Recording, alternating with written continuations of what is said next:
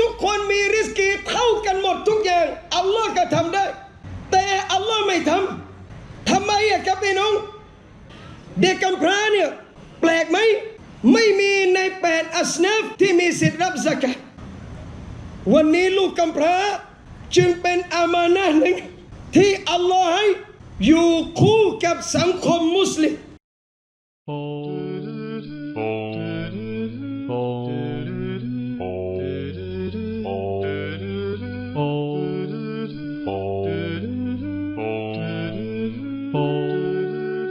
ชมรมอัตโตบะเป็นชมรมที่จะตั้งขึ้นมาเพื่อทำงานด้านการอบรมจริยธรรมขัดเกลาตนเองให้อยู่ในกรอบของหลักการศาสนา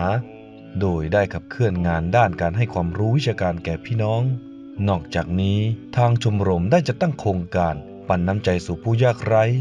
ซึ่งทำหน้าที่เป็นทั้งคนกลางในการรับบริจาคเงินและสิ่งของเพื่อนำไปกระจายให้กับพี่น้องผู้ยากไร้เด็กกำพร้าผู้ขาดแคลนรายได้โดยได้ดำเนินการมาเป็นระยะเวลากว่า4 ปีแล้วนอกจากนี้ทางชมรมได้ทำงานร่วมกันกับภาคีองค์กรเครือข่ายต่างๆอีกด้วยในแต่ละเดือนทางชมรมได้มีโอกาสช่วยเหลือพี่น้องเดือนละไม่น้อยกว่า10 ครอบครัวซึ่ง4 ปีที่ผ่านมานั้นเราได้ช่วยเหลือไปแล้วไม่น้อยกว่า500 ครอบครัวทั้งในจังหวัดภูเก็ตและจังหวัดใกล้เคียงมีเด็กกำพร้าที่อยู่ในทะเบียนของชมรมไม่น้อยกว่า50 คนและครอบครัวผู้ยากไร้กว่า150 คนซึ่งยังมีครอบครัวผู้ยากไร้อีกมากมายที่ยังไม่ได้รับการช่วยเหลือ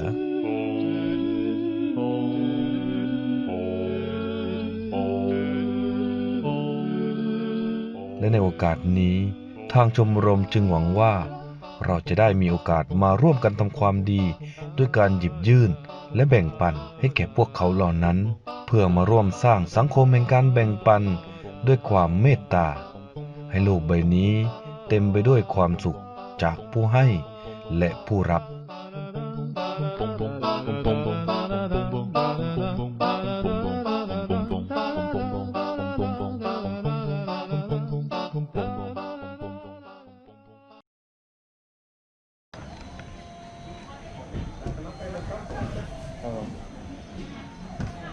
พอดีก็แค่นี้แหละครับราคาเพิ่ม15จะอะไรประมาณ50 นาที50 นาทีก่อนครับมาที่ไหน15อินชาอัลลอฮ์ชั่วโมง15อินชาอัลลอฮ์อันนี้มีนาฬิกาโอเคอันนี้น่าจะแจ้งได้แต่น้ำเลยน้ำได้ครับได้ครับน้ำร้อนน้ำเปล่าก็ได้ครับครับ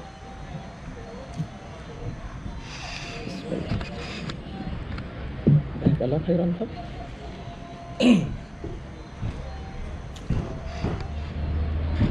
Bismillah Bismillah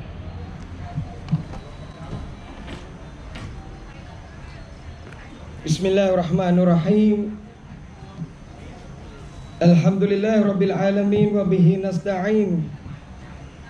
wa la hawla wa la quwwata illa billahil aliyyil azim وصلى الله على نبينا محمد وعلى آله وصحبه وسلم أما بعد السلام عليكم ورحمة الله وبركاته الحمد لله นะครับก่อนอื่นก็ขอชูโกรต่อ Allah Subhanahu wa Taala นะครับพี่น้องที่รักที่มีเกียรติทุกท่านนะครับในค่ำคืนนี้แล้วก็หัวข้อนะครับพี่น้องที่เราจะได้รับอามานะห์นะครับมาจากเจ้าภาพเนี่ยอย่าปล่อยให้พวกเขาเดียวดาย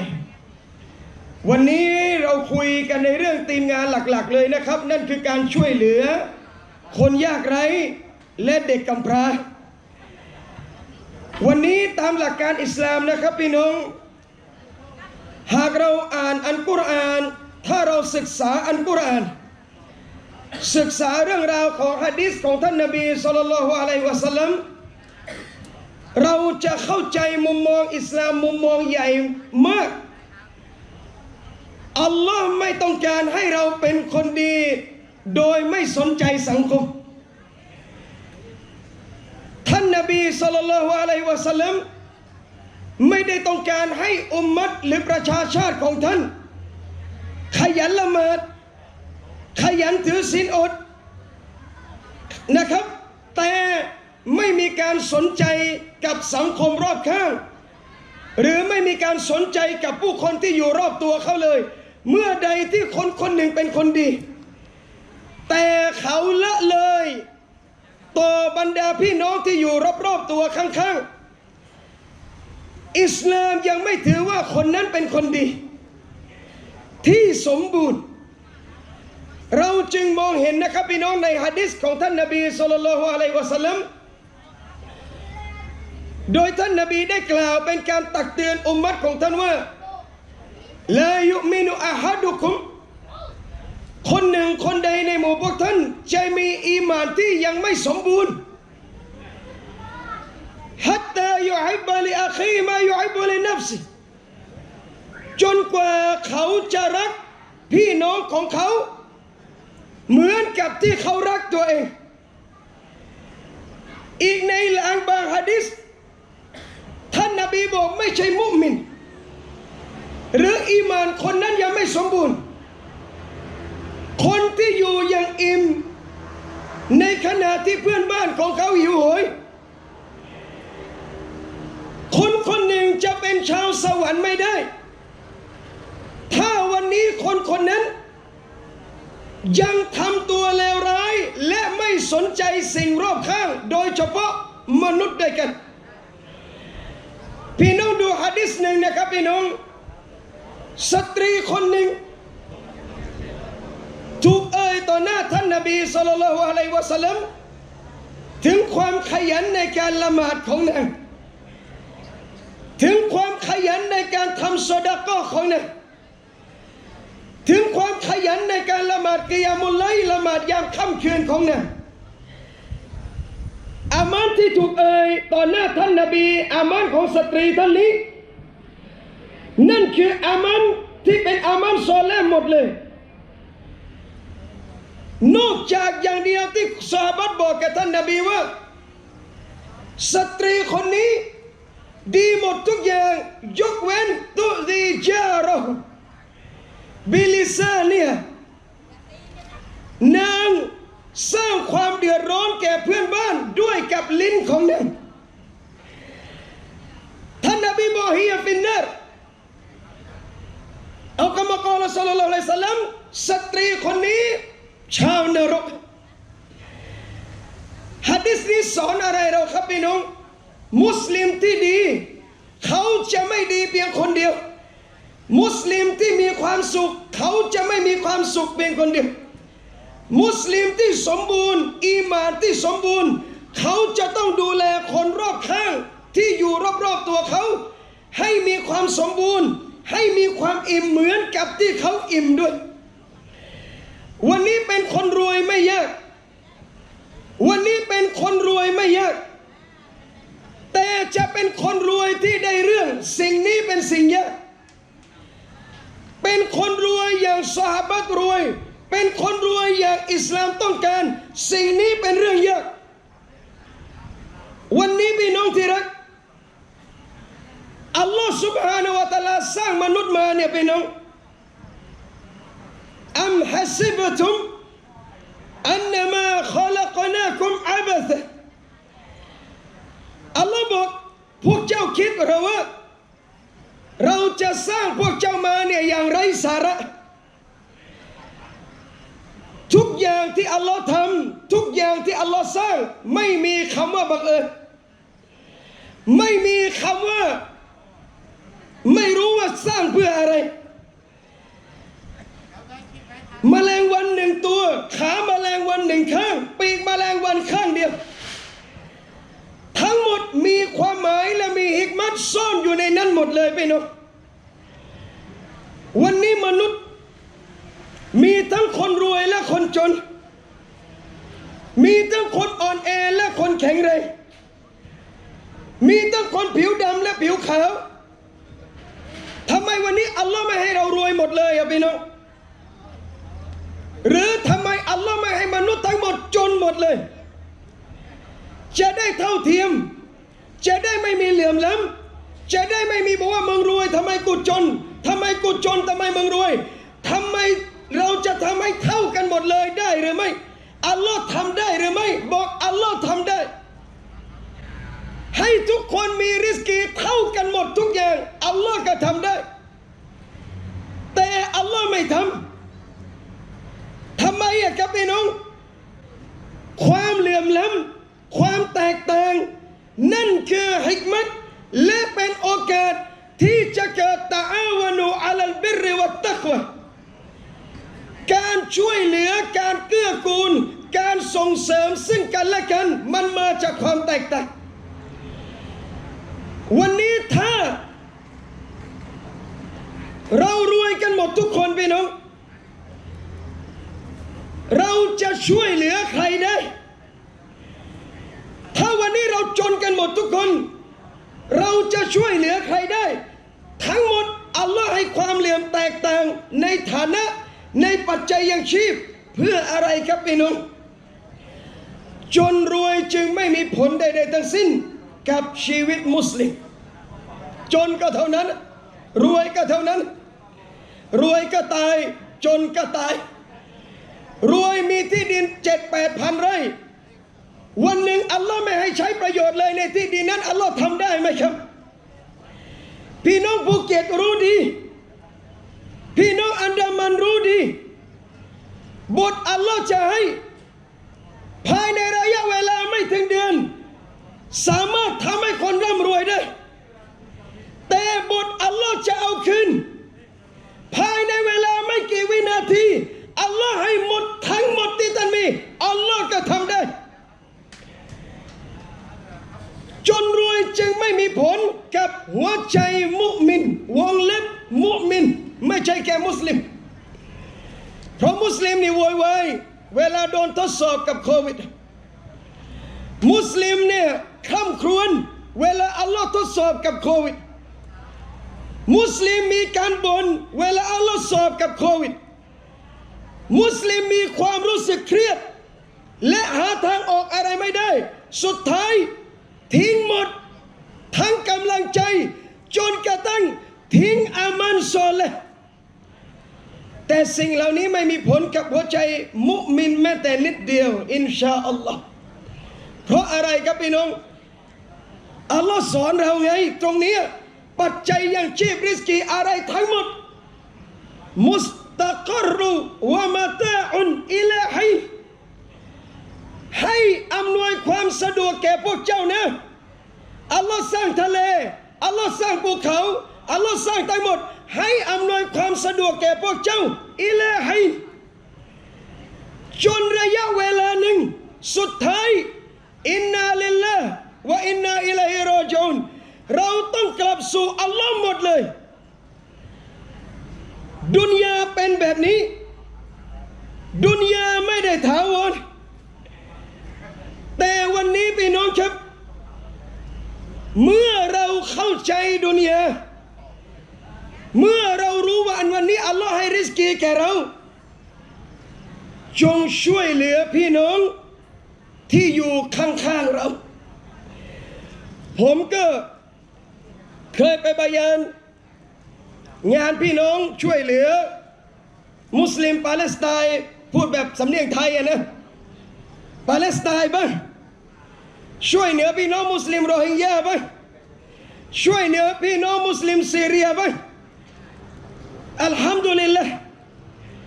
พี่น้องร่วมกันบริจาคร่วมกันช่วยเหลือหมดเลยเป็นภาพที่งดงามมากๆแต่สิ่งที่น่าคิด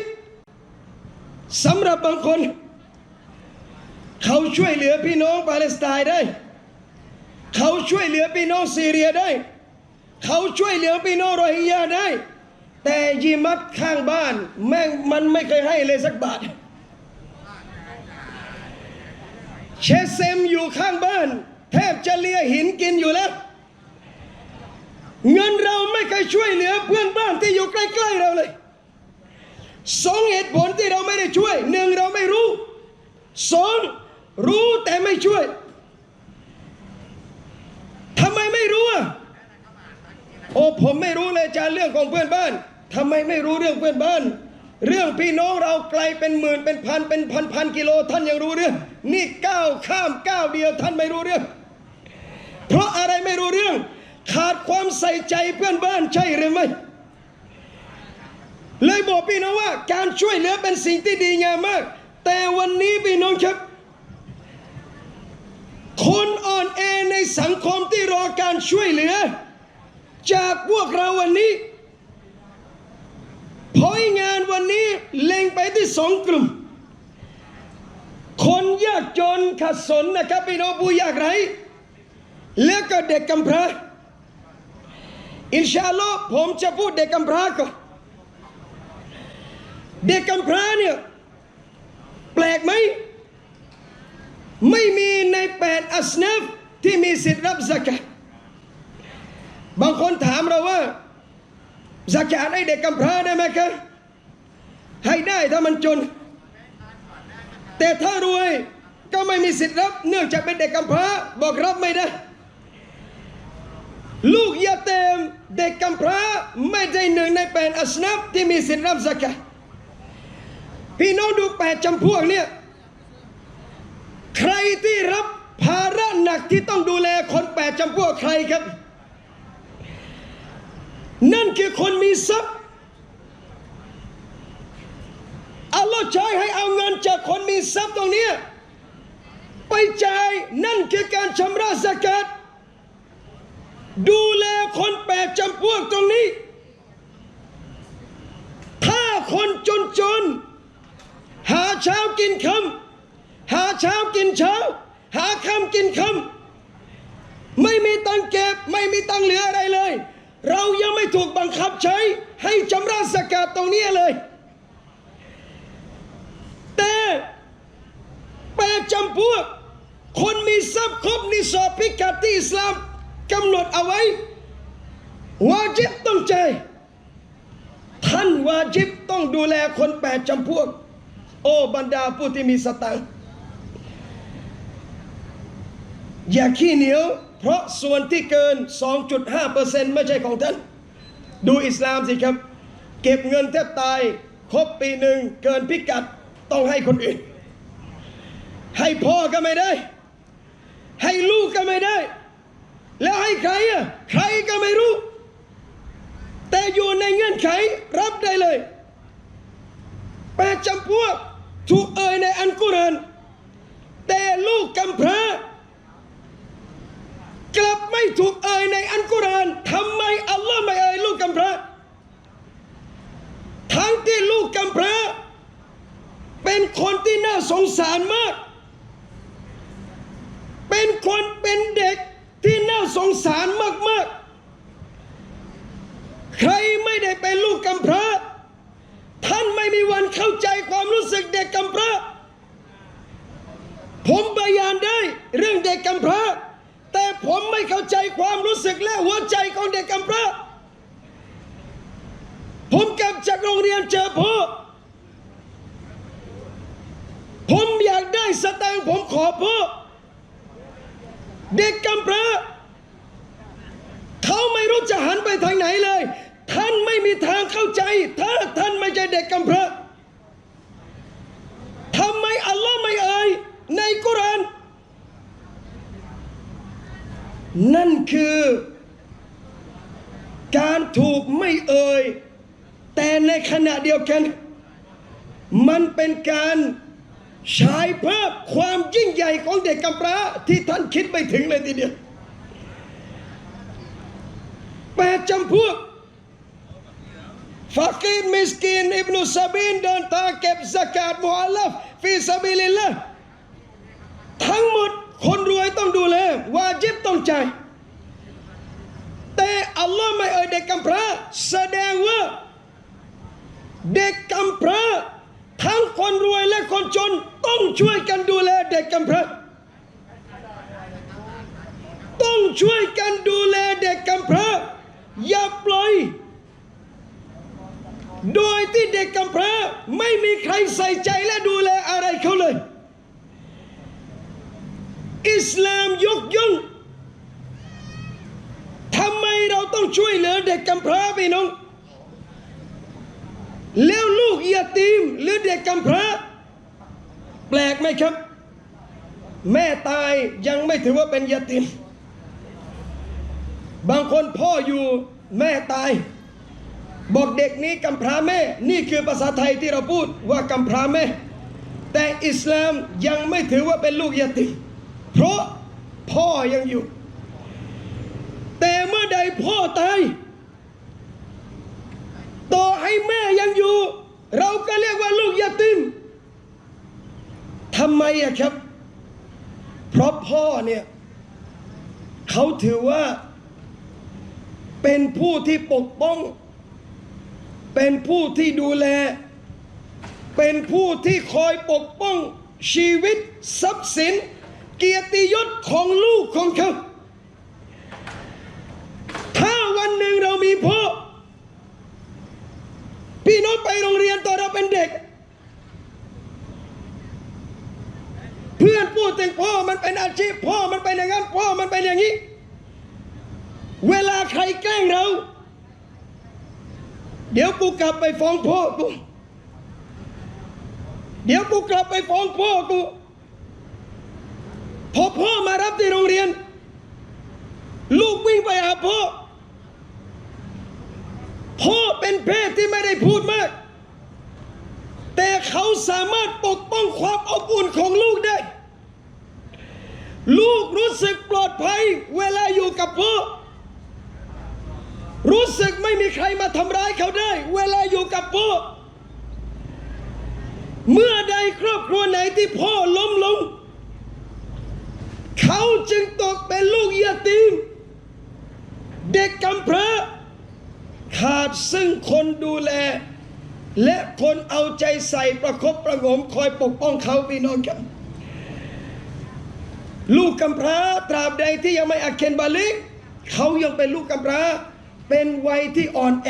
มากๆพี่น้องอยากรู้ว่าเด็กกำพร้ารู้สึกยังไงผมบอกแล้วว่าบายาน10 ชั่วโมงก็ไม่มีทางเข้าใจความรู้สึกของเขาคนไม่มีพ่อเขารู้สึกยังไงผมยกตัวอย่างท่านหนึ่งเคสผมได้มีโอกาสพี่น้องครับอยู่กับเพื่อนนะฮะตั้งแต่สมัยเป็นวัยรุ่นจนตอนนี้ก็ยังวัยรุ่นและจนกระทั่งอัลลอฮฺซุบฮานะฮูวะตะอาลาให้มันถึงอาญัลตั้งแต่ผมเป็นคนมาจนวันนี้นะครับพี่น้องเพื่อนคนเดียวในชีวิตผมที่ผมอยู่กับมันจนมันหมดลมหายใจที่อยู่ข้างๆมันจนมันหมดลมหายใจสอนชาฮาดะห์มันจนมันหมดลมหายใจขอเราเมตตาเขาด้วยลูกเขาตอนนั้นอายุประมาณ5 ปี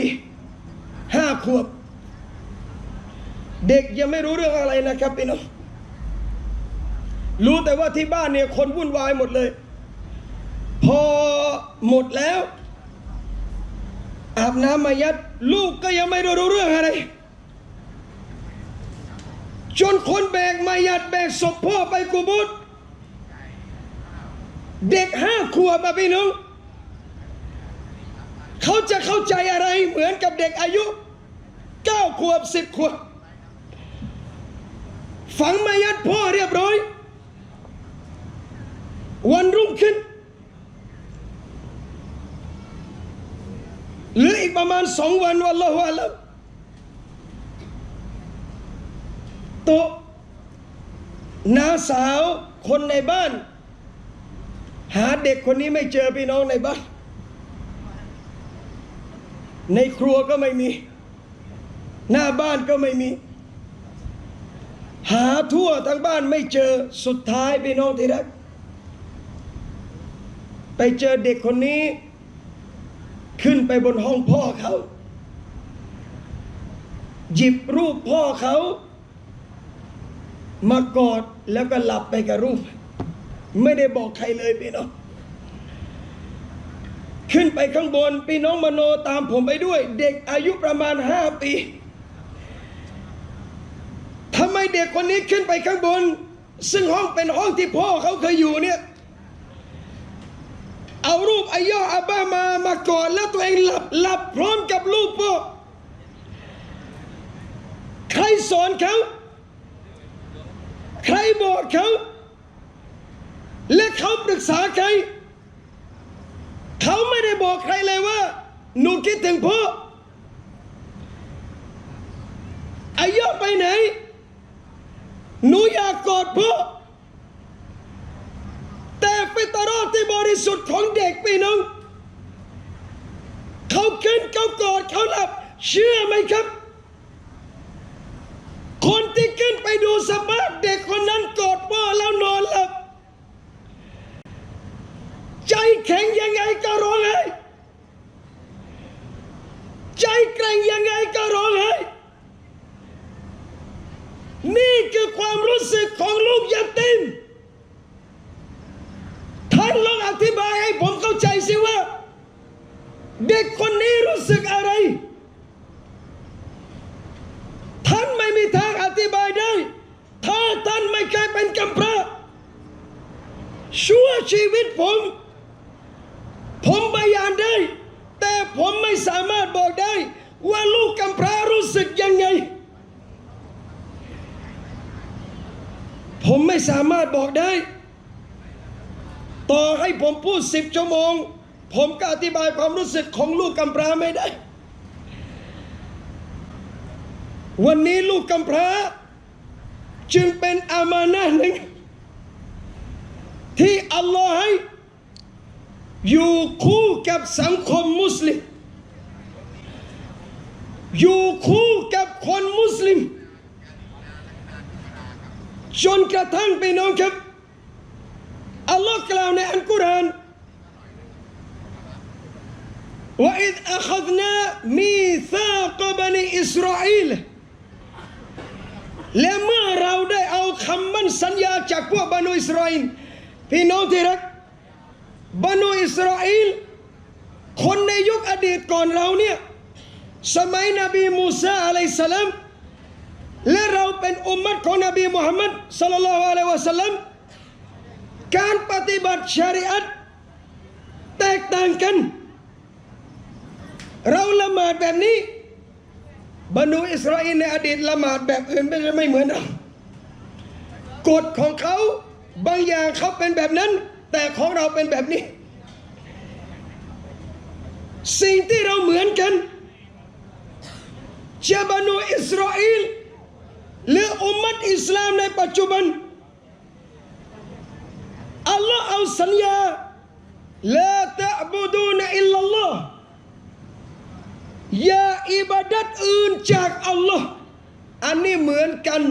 ตั้งแต่นบีคนแรกจนนบีท่านสุดท้ายศ็อลลัลลอฮุอะลัยฮิวะซัลลัมสอง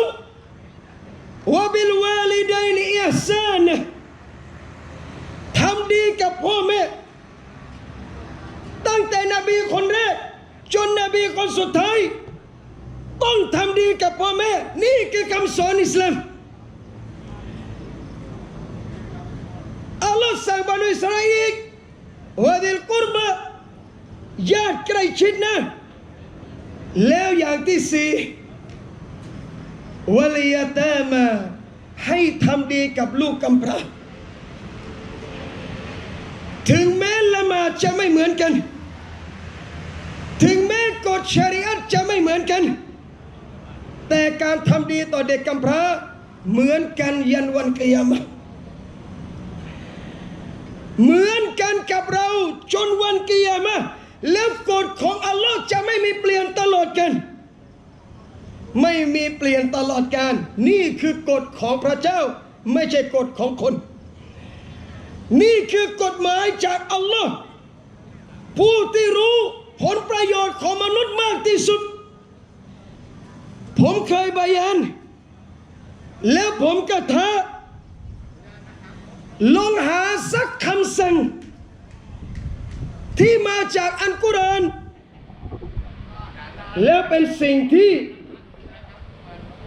มนุษย์เห็นว่าไม่ดีขอเรื่องเดียวพี่น้อง เราดูอะไรที่อัลลอฮ์ห้าม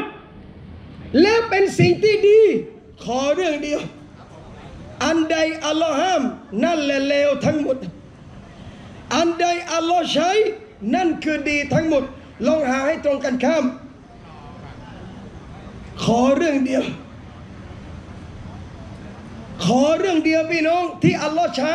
แต่เป็นสิ่งเลวหรือที่อัลลอฮ์ห้ามแต่เป็นสิ่งดีขอเรื่องเดียวพี่น้องท่านจะหาจนวันตายท่านก็ไม่พบเพราะหลักการนี้ไม่ได้มาจากคนแต่มาจากอัลลอฮ์สิ่งที่อัลลอฮ์ใช้กับพี่น้องอันนี้คือหนึ่งทำดีกับลูกกำพร้าลูกกำพร้ายิ่งใหญ่มากวันนี้นะครับผมเชื่อว่าไม่มีใครอยากให้ลูกตัวเองเป็นกำพร้าไม่มีใครอยากให้ลูกตัวเองไม่มีพ่อแต่มันเป็นสิ่งที่เราเลี่ยงไม่ได้ลูกกำพร้าสำคัญขนาดไหนยิ่งใหญ่ขนาดไหนรู้ไหมพี่น้องดูในซูเราะห์อัลกะฮฟีเราเคยร้องครับอัลลอฮ์ครับพี่น้องดูในซูเราะห์อัลกะฮฟีจำตอนที่นบีมูซาอะลัยฮิสสลามเดินทางไปกับนบีkhidirได้ไหมครับนบีkhidirทำอะไรบ้าง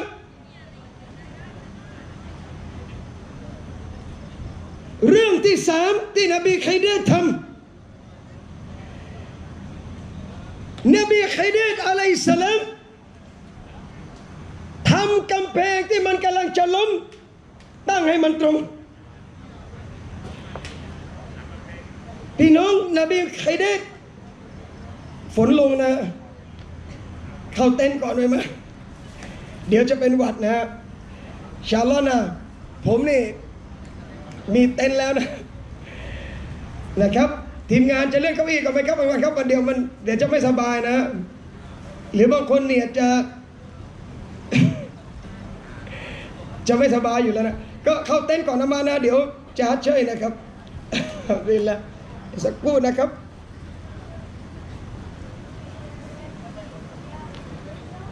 อัลฮัมดุลิลละห์ดูอัลลอฮ์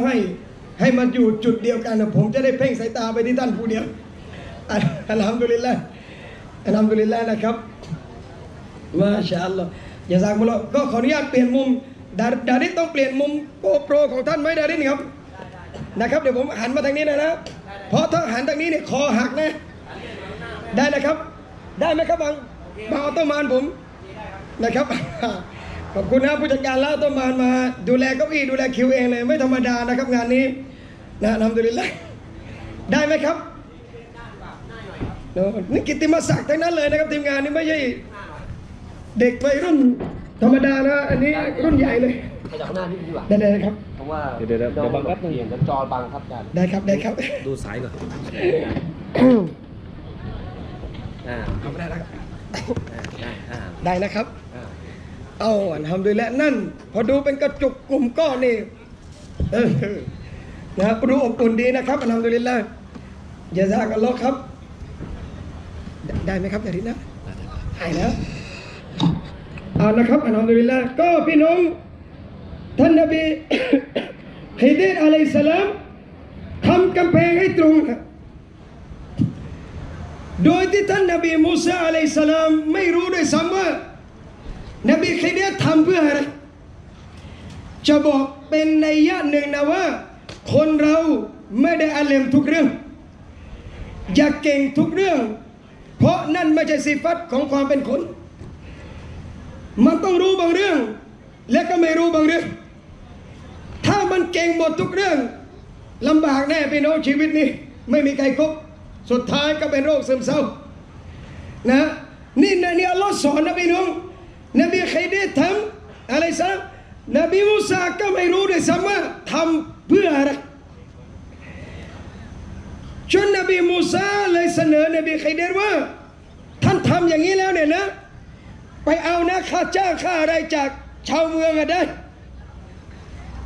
จนนบีkhidirจึงบอกว่านี่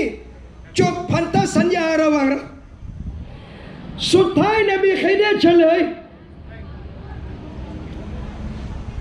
นบีkhidirเฉลยตรงนี้ครับพี่น้องว่าที่ท่านนบีkhidirทำมาทั้งหมดไม่ได้ทำด้วยอารมณ์นับสูหรือความคิดตัวเองทั้งหมดมาจากอัลลอฮฺ سبحانه และ تعالى เฉลยทีละเรื่องทีละเรื่องจนมาเรื่องสุดท้ายทำไมต้องทำกำแพงที่มันกำลังจะล้มเนี่ยให้ตรงว่าแค่นะตะตะฮูใต้กำแพงอันนี้เนี่ยมันมีทรัพย์ของลูกยะเตมอยู่ลูกกำพร้า2 คนพ่อเขาเก็บทรัพย์สมบัติและเหลือทรัพย์สมบัติของลูกกำพร้ามันอยู่ใต้กำแพงนี้หากกำแพงนี้ถล่มลงชาวเมืองก็จะมาเอาทรัพย์เด็กกำพร้าอัลลอฮ์ให้นบีkhidir อะลัยฮิสสลามมาตั้งกำแพงให้ตรงเพื่อรักษาทรัพย์ของเด็กกำพร้าทำไมเด็กกำพร้า2 คนนี้ได้รับเกียรติคนที่มาปกป้องไม่ใช่คนมนุษย์ธรรมดาแต่เป็นอัมบียะเป็นนบีเพราะอะไรครับพี่น้องว่าแค่นะอบูฮุมาซอลิฮะพ่อเขาเป็นคนดีมาชาอัลลอฮ์อัลลอฮ์ชื่นชมว่าพ่อของเด็กกำพร้า2 คนนี้ในอดีตนั้นซอลิฮะพ่อเขาเป็นคนซอลิฮ์พ่อซอลิฮ์พ่อตายไปแล้วลูกเป็นกำพร้าไม่มีพ่อดูแลอัลลอฮ์ดูแลเองพี่น้องและไม่ใช่อัลลอฮ์ดูแลอย่างเดียวอัลลอฮ์ส่งนบีมาปกป้องผลประโยชน์ของเด็กกำพร้าตรงนี้พี่น้องดูตรงนี้นะครับภารกิจอันยิ่งใหญ่ที่อัลลอฮ์ให้นบีkhidirทำช่วยเหลือเด็กกำพร้าเรานี่กระจอกยิ่งกว่านบีไม่รู้กี่พันขุมเรานี่อามันอย่าไปเทียบกับนบีเลยครับพี่น้องอามันเราแทบจะไม่มีอะไรสู้กับคนต่างๆเลยวันนี้ให้อัลลอฮ์ให้อามันการช่วยเหลือเด็กกำพร้าตกมายังถึงเราอุมมะท่านนบีศ็อลลัลลอฮุอะลัยฮิวะซัลลัมคนที่อัลลอฮ์ยกย่องเขาทำบุญช่วยเหลือคนให้อาหารของเขาอะลาฮุบบีมิสกีนะวะยะตีมะวะอาซีรอเอาอาหารของเขาเนี่ยให้คนยากจนให้เด็กกำพร้าให้เฉลยสิพี่น้องดู3 ประเภทที่อัลลอฮ์พูดคนยากจนเด็กกำพร้าเฉลยสิใครอะพี่น้องในบารายงานบอกท่านอาลีรอฎิยัลลอฮุอันฮุขณะจะละสินอดเด็กกำพร้ามาข้างหน้าท่านกับท่านหญิงฟาติมาพี่น้องกับครอบครัวและอาหารที่จะกินให้เด็กกำพร้ากินขณะจะกินอาหารคนยากจนขัดสนมาข้างหน้าหยุดอาหารตัวเองยกให้คนจนกินขณะที่ตัวเองจะกินอาหารเฉลยศึกอยู่ข้างหน้าให้อาหารแก่เฉลยพี่น้องอะไรจะงดงามยิ่งกว่ามุสลิมที่ปฏิบัติตามหลักอิสลามเฉลยต่อให้เป็นเฉลยศึกมุสลิมก็ต้องทำดีด้วยพี่น้องด้วยกันสิด้วยกันสิพี่น้องบุกยึดเมืองตีเฉลยที่ไหนขอมาอัพนะครับอย่าว่าผมด่าแม่งข่มขืนที่นั่นเลยอบูกอริบเจออะไรที่อิรักเมื่อมันเข้าไปในที่ใดข่มขืนทำร้ายมุสลิมเข้าไปที่ใดให้เกียรติห้ามทำอะไรทั้งสิ้นนอกจากการทำดีกับเขาเท่านั้นอย่าฟังผม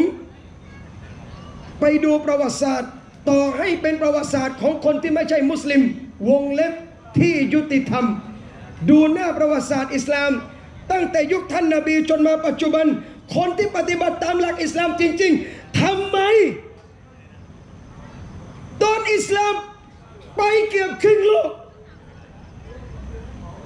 ทั้งหมดยอมรับในความยุติธรรมของอุมมะฮ์อิสลามไม่มีใครไล่มุสลิมออกจากประเทศเขาแม้แต่ประเทศเดียวท่านต้องศึกษาแต่วันนี้ผมจะบอกว่าเด็กกำพร้ายิ่งใหญ่มากท่านนบีศ็อลลัลลอฮุอะลัยฮิวะซัลลัมเคยถามกับซอฮาบะห์ท่านอะตุฮิบบุเจ้าอยากได้อยากเจ้าปรารถนาไหมไอยาลีนะกลบุกที่จะให้หัวใจเจ้าเนี่ยอ่อนโยนวันนี้อ่านกุรอานก็ไม่ร้องไห้ขอดุอาก็ไม่ร้องไห้ซิกรุลลอฮ์ก็ไม่ร้องไห้นั่นคือใจที่แข็งกระด้างของเราพี่น้องวันนี้ทำอะไรเป็นอามัลอิบาดัตรู้สึกเบื่อหน่ายไม่อร่อยกับมันนั่นคืออีหม่านที่อ่อนแอของเราไม่ได้ด่าว่าพวกท่านอย่างเดียวผมก็เป็นดูอาไม่ถึง5 นาทีขี้เกียจแล้วแต่สมัครแอปคนละครึ่งวันนี้ไม่ได้พรุ่งนี้ก็พยายามต่อสมัครไปจนได้แหละถึงไม่ได้ก็พยายามเราไม่เคยเบื่อเพราะคนละครึ่งอันนี้คนละครึ่งนะยังพยายามก่อนนั้นช่วงโควิด15,000อันนั้นไม่ใช่คนละครึ่งเต็มเลย15,000เราพร้อมบวกกับชีวิตตัวเองตั้งแต่หลังซุบฮียืนหน้าธนาคารเลยไม่มีความเหนื่อยไม่มีความท้อมีแต่อร่อยและหวังผลตอบแทนที่ได้รับไม่ได้แปลกนะเงินใครก็อยากได้ผมก็อยากได้ยิ่งช่วงโควิดก็อยากได้แต่มันสะท้อนมาว่าทำไมเรื่องดุนยาเราไม่เหนื่อยทำไมเรื่องดุนยาเรามีความสุขพี่น้องผม3 จังหวัดภาคใต้พี่น้องอันดามันเราทำธุรกิจต่างกันพวกผมกรีดยางตอนยางขี้ยางโลละ100ลองไปถามคนกรีดยางสิมึงเหนื่อยไหมว่ามึงตื่นตั้งแต่ตี 4เข้าสวนยางไปซูโบในป่ายางบางทีไม่ทันซูโบบอกทำไมชมาสตาตัวสกปรกไม่รู้เปื้อนอะไรของมันมีใครเบื่อไหมในการกรีดยางได้กี่ยางโลละ100เราพร้อมตายถ้าพูดง่ายๆนะมะเราพร้อมเลยงูเห่าดุยังไงก็ไปเขาบอกมีเสือหลุดมานะเสือก็เสือแต่ว่าโลละ100เสือวิ่งหนีได้แต่วิ่งหนีความชนมันไม่เหมือนเสือยอมสุขไหมสุขพี่น้องอันดามันภูเก็ตพี่น้องทำเรือเช่าพี่น้องมีสปีดโบ๊ทพี่น้องมีเรือธุรกิจท่องเที่ยวเบื่อไหมครับเวลาฝรั่งนักท่องเที่ยวเช่าแล้วเช่าอีกเช่าแล้วเช่าอีกเบื่อไหมไม่เบื่อยิ่งนับเงินนี่ยิ่งสะดะโดะเลยยิ่งนับยิ่งร้อยเราสไลด์มือกับแบงค์50 นาทีถ้า50 นาทีนับเงินเบื่อไหมครับไม่เบื่อแล้ว50 นาทีดีดลูกตัสเบห์ไหวไหมครับ50 นาทีให้ตัสเบห์10 นาทีนะพี่น้องผมว่าทำรู้สึกเหมือนกับ10 ชั่วโมงไม่รอดทำไมครับดุนยาเราขยันแต่อาคิเราะห์เราไม่ไหวดุนยาเราไม่มีพลังแต่อาคิเราะห์เราก็ไม่มีพลังนี่คือสิ่งที่บอกว่าวันนี้พี่น้องครับเราหัวใจเราแข็งกระด้างเราไม่อร่อยในการอิบาดัตท่านนบีจึงสอนวิธีให้เอาไหมสิ่งที่จะทำให้หัวใจเจ้าเนี่ยอ่อนโยนลงแน่นอนพี่น้องถ้านบีถามเราอย่างนั้นเราเอาแน่นอนอินชาอัลลอฮ์นบีบอกเลยอันดับแรกอิรฮัมิลยะติมจงให้ความเมตตาแก่ลูกกำพร้า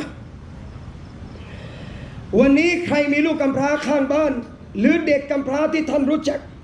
เมตตาแก่เขา เมตตาเด็กอุมูมทั่วไปเนี่ยนะพี่น้องเป็นแบบอย่างท่านนบีศ็อลลัลลอฮุอะลัยฮิวะซัลลัมอยู่แล้วผู้ใหญ่เมตตาผู้น้อยอันนี้อุมูมทั่วไปเลยแต่หะดีษนี้ขอเจาะจงไปว่าอิรฮามิลยาตีมจงเมตตาต่อเด็กกำพร้า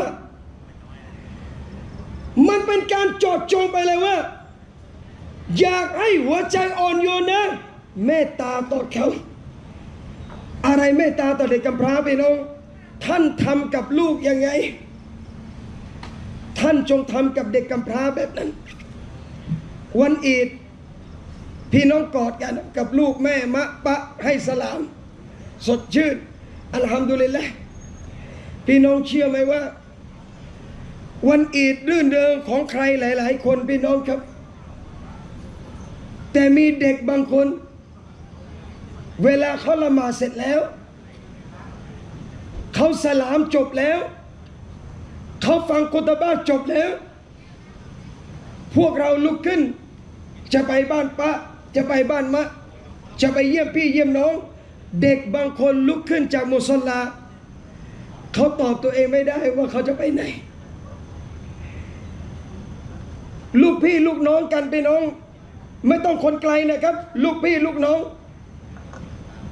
คนนี้พ่อแม่เขาอยู่ครบของเราไม่มีทั้งพ่อไม่มีทั้งแม่หรือมีแต่แม่แต่ไม่มีพ่อใครจะพาเราเที่ยววันอีนะพี่น้องคิดว่าเด็กไม่รู้สึกอะไรเลยเหรอครับถามคนเป็นแม่ผมเชื่อว่าในที่นี้บางท่านอาจเคยสัมผัสมาแล้วในตอนที่ลูกเราเป็นกำพร้าใครที่เคยสัมผัสตอนลูกเราเป็นยาตีมแม่เจ็บปวดไหมในวันอีดที่ลูกคนอื่นๆได้ไปเที่ยวกับพ่อแม่แต่เรากลับดูลูกสงสารลูกลูกอยากจะหาพ่อหาแม่สายตาเด็กมันฟ้องพี่น้องผมเลยบอกกับพี่น้องและเตือนตัวเองว่าอย่ากอดลูกเรา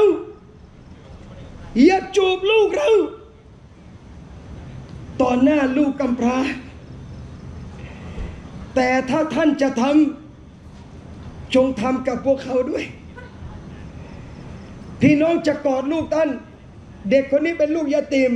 ท่านจงกอดเขาด้วยเชื่อไหมครับต่อให้ลูกยาตีมรวยระดับมหาเศรษฐีเขามีตังค์แต่เขาไม่มีทางได้ความอบอุ่นแน่นอนและความอบอุ่นนี้จะมาจากไหนจากพี่น้องประชาชาติอิสลามอย่ากอดลูกท่านนอกจากท่านจะต้องกอดลูกกำพร้าด้วยอย่าจูบลูกท่านนอกจากพี่น้องจะต้องจูบลูกกำพร้าที่อยู่ตรงนั้นด้วยที่ท่านรู้จักเมตตาต่อเขาเข้าใจความรู้สึกเขาวัมซะฮะรอซะจงลูบที่ศีรษะเด็กกำพร้าكتب الله له بكل شعرة من رأسه حسنة ทุกเส้นผมของเด็กกำพร้าเวลาไปน้องลูกมันมีผลบุญสำหรับท่านพี่น้องเห็นเด็กคนหนึ่งเด็กยากจนแต่ไม่ใช่กำพร้าเราเอ็นดูเราลูบหัวยังไม่เท่ากับลูกหัวเด็กกำพร้านะครับพี่น้องอันนี้จริงๆพี่น้องแปลกไหมทำไมนบีหลักการอิสลามสอนให้ลูบศีรษะเด็กกำพร้าพี่น้องเคยกอดลูกตัวเองไหมครับเวลาลูกเราร้องไห้กลับมาเนี่ยลูกวิ่งมาหาเราเนี่ยเรากอดลูกสิ่งที่เป็นการกระทำจะเป็นอาดาของพ่อของแม่เลยก็ว่าได้เวลาเรากอดลูกเราจะลูกเวลาปลอบลูกไม่ต้องกลัวนะลูกสถานที่ที่เราตั้งมือบนหัวลูกนั่นคือศีรษะ เราจะไม่ได้ลูบหลังนะพี่น้องแต่ความเป็นพ่อเวลาลูกเจ็บช้ำแล้วเข้ามาหาเราเนี่ยเรามักจะจับที่ศีรษะลูกและวันนี้เราโตหมดแล้วพี่น้องท่านใดที่มีหลานแล้วมีลูกแล้วแต่พ่อแม่ยังมีชีวิตอยู่มีไหมครับวันนี้เราอายุ30วันนี้เรา35แต่พ่อแม่ยังมีชีวิตอยู่มีไหมครับลองกลับไปที่บ้านนะแล้วนอนตักพ่อแล้วให้พ่อลูบศีรษะเราให้แม่ลูบศีรษะเราเชื่อไหมครับพี่น้องมันจะมีความรู้สึกบางอย่าง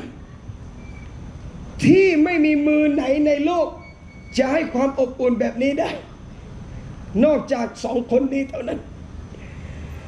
และความรู้สึกนี้จะไม่มีจนวันกิยามะฮ์เมื่อใดที่อัลลอฮ์เอา2 คนนี้กลับไปความอบอุ่นความผูกพันกับพี่น้องและวันนี้ลูกกำพร้าไม่มีใครลูบเขาแต่เป็นนัยยะบ่งบอกกับเด็กกำพร้าคนนี้ว่าอย่ากลัวนะลูกอย่าเสียใจนะลูกถึงวันนี้หนูไม่มีพ่อแต่พวกเราคือพ่อแห่งการศรัทธาของหนูทุกคนมันมีความผูกพันที่ยิ่งใหญ่ไม่น้อยกว่าความผูกพันระหว่างพ่อกับลูกนั่นคือความผูกพันแห่งอีหม่านพี่น้องลูกหัวเด็กกำพร้ามันจะส่งผลอันจิตใจอันอ่อนโยนของเราวะอัตอิมุมินตออามิกและจงให้อาหารเด็กกำพร้าจากอาหารของเจ้าพี่น้องดูหะดีษนบีบอกมินตออามิกจากอาหารของเจ้าใจบุญที่ดีที่สุดพี่น้องเอาของตัวเองให้ยิ่งใหญ่กว่าที่เราเอาของคนอื่นไปให้คนโดยที่เราไม่ได้ให้อะไรของเราเลยยิ่งใหญ่พี่น้องเรามีอาหารน้อยเรามีทรัพย์น้อยช่วยเหลือเด็กกำพร้าตามกำลังที่เราทำได้มินตออามิกจากอาหารของเจ้านี่คือการกุรบานการเสียสละของเราพี่น้องให้ทรัพย์ของเราช่วยเหลือเด็กยาติมลูกยาติมอัลลอฮ์ตอบแทนกับไม่รู้กี่พันกี่หมื่นกี่แสนล้านเท่าและสิ่งที่อัลลอฮ์ตอบแทนยิ่งกว่าทรัพย์นั่นคือหัวใจที่อ่อนโยนครับพี่น้องวันนี้เลยเตือนตัวผมและเตือนพี่น้องอินชาอัลลอฮ์ลูกกำพร้าที่เรารู้จักที่อยู่ข้างบ้านที่ยังอยู่ใกล้ๆกับเรานั้นช่วยเหลือเขาอย่าเน้นแม่ไม้อย่างเดียวของเรานี่ไม่ได้ลูกกำพร้าไม่เท่าไรแต่แม่ไม้นี่เต็มร้อยรู้ว่าเป็นไม้ช่วยพร้อมจะคิดมัดเสมอพร้อมจะอิกรอมพร้อมจะช่วยเหลือแต่กำพร้าไม่ค่อยเน้นมันต้องเช็คเนียดเอาแล้วล่ะพี่น้องว่าอยากได้บุญหรืออยากได้เมียนี่พูดกันตรงๆนะมะผมก็ไม่อยากขี้เกียจอ้อมค้อมเพราะมันดึกแล้วนะเช็คใหม่ไม่เป็นอาจารย์เขาเป็นอามาลาเด็กผู้หญิงไม้เราต้องแน่นอนหญิงไม้เป็นเพศที่อ่อนแอเราต้องช่วยแต่นอกจากหญิงไม้ดูลูกหญิงไม้ด้วยช่วยเหลือเขาด้วยช่วยลูกยาเต็มด้วยยิ่งใหญ่ครับพี่น้องผลบุญตรงนี้เราอาจจะไม่เห็นในวันดุนยาอัลลอฮ์ไม่ให้จริงๆนะพี่น้องสังเกตนะละหมาดก็แล้วกำพร้าเราก็ช่วยแล้วบริจาคก็ให้แล้วศีลอดก็ศีลอดแล้วทำไมชีวิตลำบากนู่นขายยาบ้านู่นโกงเงินนู่นขอรับฉันมันรวยเอาของเราละหมาดเวลาเมื่อก่อนขับเวฟเดี๋ยวนี้เหลือจักรยานอะไรของมันวะจนคนพี่น้องขอโทษนะครับมีพี่น้องมุอัลลัฟเข้ามุสลิมมาสนทนากับท่าน สิ่งหนึ่งที่แกท้อเขาบอกว่าผมไม่ได้ท้อนะอาจารย์แต่ญาติพี่น้องที่ไม่ใช่มุสลิมอะเวลาเราเข้ามุสลิมแล้วกลับกลายเป็นชีวิตไม่เหลืออะไรเลยแต่ก่อนมีเงินพอมาเป็นมุสลิมหมดเลยผมเสียใจอาจารย์แต่ผมจะไม่ออกจากศาสนาผมเสียใจที่คนมาดูถูกว่านี่ไงมึงเป็นแขกเป็นมุสลิมแล้วเป็นไงอะทำยังไงดีอาจารย์ผมบอกตรงนี้นะครับพี่น้องว่าอัลลอฮ์ไม่ได้บอกว่าละหมาดแล้วรวยไม่ได้บอกว่าบวชแล้วจะได้ตังค์และอินนามาตัวฟังแท้จริงอัลลอฮ์จะตอบแทนผลบุญต่างๆทั้งหมดของเจ้าเยามัลกิยามะห์วันกิยามะห์ดุนยานี่ทำให้ตายยังไงดียังไงอัลลอฮ์ไม่ให้แบบเต็มเพราะอะไรอะพี่น้องเพราะดุนยามันกระจอกเกินไปพี่น้องผมยกตัวอย่างง่ายๆพี่น้องอยู่เต็นท์เนี่ยเป็นบ้านช่องเดียวพอช่องเดียวพอช่องเดียวแค่นี้นะพี่น้องผมบอกท่านว่าผมจะให้รางวัลท่านเนียดเอาไว้แล้วผมจะให้รถเบนซ์5 คันนะครับทองอีก500 บาทผมมาดูที่บ้านท่านพื้นที่แค่นี้อัลลอฮ์กูตั้งเบนซ์คันเดียวก็เต็มแล้วตั้งเบนซ์2 คันอย่างเก่งเต็มแล้วอีก3 คันอยู่ไหนอ่ะบ้านท่านเล็กเกินไปไม่จุในการให้รางวัลดุนยาเนี่ยมันกระจอกเกินไปในการที่ให้ที่อัลลอฮ์จะตอบแทนรางวัลแก่มุมินยกตัวอย่างง่ายๆ2 รอกาตก่อนละหมาดซุบฮีนบีบอกผลบุญมันคืออะไรดีกว่าดุนยาทั้งหมดนั่นแค่2 รอกาตแค่2 รอกาตผลตอบแทนที่อัลลอฮ์ให้ดุนยานี่ใส่ไม่จุแล้วพี่น้องและเราละหมาด2 รอกาตก่อนซุบฮีละหมาดมา10 ปีพี่น้องจะเอาไปเก็บที่ไหนดุนยาเล็กไปนี่คือจันนตุลกาฟิรสวรรค์ของกาฟิรมุสลิมจะได้เต็มในวันกิยามะห์ตอนนี้แค่สะเก็ดยังสบายเลยพี่น้องสะเก็ดยังสบายเลยจริงไหมครับคนทำดีอามานต่ออัลลอฮ์เขาจนเครียดแต่มาอัพนะพี่น้องผมพูดไม่เคยเพราะเท่าไหร่ผมอัพนะเขาเครียดก็ตายหาโควิดไอ้นี่นั่งยิ้มไม่ใช่บ้านะครับไม่ใช่เครียดจนบ้าทำไมอะบังธรรมดาเพราะเรารู้จักเจ้าของริสกีอัลลอฮ์ให้อัลลอฮ์ก็เก็บได้อัลลอฮ์เก็บอัลลอฮ์จะคืนเมื่อไหร่ก็ได้สบายไม่มีโรคเครียดไม่มีฆ่าตัวตายไม่มีอะไรทั้งสิ้นนี่คนรู้จักอัลลอฮ์วันนี้เลยบอกพี่น้องว่าช่วยเหลือลูกยาเตมช่วยเหลือเด็กกำพร้าอินชาอัลลอฮ์อัลลอฮ์จะช่วยท่านวันนี้ทำดีกับใครเจ้าของเขาตอบแทนแน่นอนพี่น้องเจ้าของตอบแทนแน่นอนพี่น้องไม่ต้องซีเรียสพี่น้องไม่ต้องเครียดคนให้ขนมลูกเราอะวันหนึ่งเรากลับบ้านสายพี่น้องกลับมาเปิดบ้านไม่ทันลูกมันกลับมาก่อนอยู่หน้าบ้านเต็มเลยกลับมาถึงเราเป็นห่วงลูกมันจะเข้าบ้านยังไงวะแล้วมันจะกินอะไรหิวไหมกลับมาลูกอยู่ข้างบ้านเพื่อนบ้านเรียบร้อยแล้วกินข้าวแล้วกินน้ำกินขนมเรียบร้อยพี่น้องจะทำยังไงกับเพื่อนบ้านนะทำเฉยๆไม่รู้ไม่ชี้ไม่ขอบใจเขาขอบคุณเขาตอบแทนเขาขนาดมนุษย์กับมนุษย์เรายังตอบแทนอัลลอฮ์ยิ่งกว่านี้พี่น้องดังนั้นนะครับอินชาอัลลอฮ์ฝากพี่น้องเอาไว้ว่าลูกกำพร้าจงช่วยเหลือคนยากจนอีก1 อย่างพี่น้องช่วยเหลือพวกเขาจริงๆอยากเสนอชมรมอัตตอบ้าอีกเคสหนึ่งนะอันนี้พูดจริงๆพี่น้องน้อยมากผมไปบายานที่หนึ่งอันนี้น่าคิดนะครับมีโต๊ะแชร์คนหนึ่งนะพิการ คนพิการเขาบอกว่าอาจารย์ครับสังคมมุสลิมเนี่ยหลายองค์กรหลายหน่วยงานที่ช่วยเหลือเด็กกำพร้านะพี่น้องอันนี้คนแก่บอกนะหลายองค์กรอาจารย์ที่ช่วยเหลือเด็กกำพร้าแต่เด็กกำพร้าเมื่อถึงจุดลิมิตหนึ่งเขาก็สิ้นสุดคำว่าเด็กกำพร้าเมื่อบรรลุนิติภาวะแต่พวกผมคนพิการเราถูกเรียกพิการจนตาย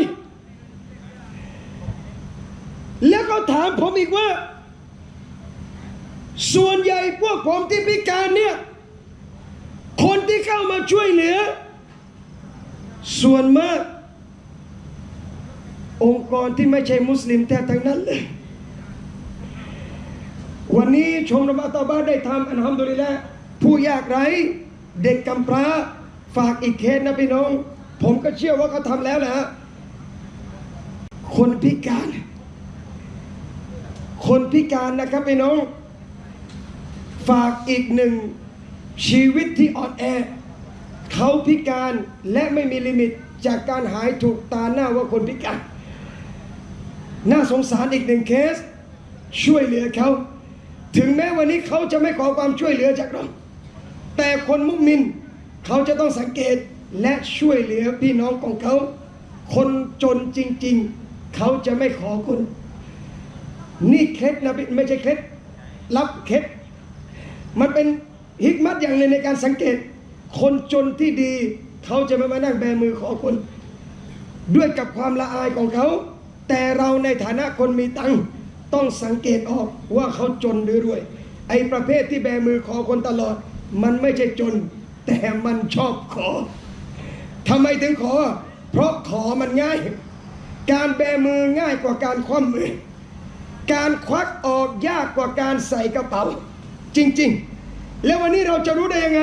ท่านต้องสังเกตว่าเพื่อนบ้านเราวันนี้จนหรือรวยลำบากหรือไม่เราสังเกตได้อินชาอัลลอฮ์นะครับตอนนี้ก็ตู้รับบริจาคนะครับของชมรมอัตตาบานะครับมาแล้วนะครับในท้ายนี้นะครับก็ดุอาด้วยนะพี่น้องนะให้ผมและท่านนอนหลับอย่างสงบสติอารมณ์อินชาอัลลอฮ์และได้ตื่นละหมาดตะฮัจญุดทุกคนนะครับและสำคัญที่สุดตื่นมาพรุ่งนี้จงเนียดที่จะทำประโยชน์แก่อุมมัตอิสลามทุกคนช่วยเหลือนะครับไม่ว่าจะเป็นวิธีการใดก็แล้วแต่ช่วยเหลือประโยชน์อุมมะได้จงทำและในท้ายคืนนี้นะครับก่อนที่พวกเราจะลุกจากไปตอนนี้ทีมงานมาตั้งสตางค์ตรงนี้ตั้งตู้ตรงนี้อัลลอฮ์บอกในอัลกุรอานว่าแท้จริงอัลลอฮ์ซื้อแล้วสองอย่างจากมุมินอันฟุซะฮุมวะอัมวาละฮุมซื้อชีวิตกับซื้อเงินกับซื้อทรัพย์วันนี้ชีวิตขอให้เราได้ให้กับอัลลอฮ์ทุกคนอามีนและอีกอย่างก่อนจะให้ชีวิตอัลลอฮ์จนสุดท้ายวันนี้ทรัพย์ที่มีในกระเป๋าเราพี่น้องอินชาอัลลอฮ์ช่วยเหลือนะครับลูกกำพร้าเพื่อวันหนึ่งข้างหน้าวันใดที่ลูกเราเป็นกำพร้าก็จะมีคนช่วยเหลือพวกเขาต่อไปค่ำคืนนี้ขอบคุณพี่น้องมากๆนะครับที่ยังอดทนรับฟังกันจนวินาทีสุดท้ายอย่าสักมุลลอฮ์คอยรอนนะครับวางอามัดดาวนะพี่น้องมัวรับนะครับนี่มัวรับเข้าอิสลามยาไม่ถึงปีมาเข้าเนี่ยน่าจะยังไม่ถึงปีไม่กี่วันนะครับอาจารย์นะไม่กี่วันเองฉะนั้นขอร้องช่วยเหลือนะครับวันนี้คนบุกเบิกกันให้อันแรกอัลฮัมดุลิลละห์เดี๋ยวฉันรับว่าเราตามกันมานะครับยังไงก็ขอฝากพี่น้องเอาไว้คนยากจนและเด็กกำพร้าแล้วก็คนอ่อนแอในสังคมเรานะครับอย่าสักมุลลอฮ์คอยรอนสิ่งใดผิดพลาดผมขอมาอัพพี่น้องทุกท่านนะครับขออัลเลาะห์ตะอาลาตอบรับและเราได้พบกันใหม่ในสนามงานดาวะและสวรรค์ชั้นฟิรเดาส์กันทุกคนอามีนอย่าสักมุลลอฮ์คอยรอนนะครับอัสสลามุอะลัยกุมวะเราะห์มะตุลลอฮิวะบะเราะกาตุฮ์ครับนี่เข้าใจเลยอามีนนะครับ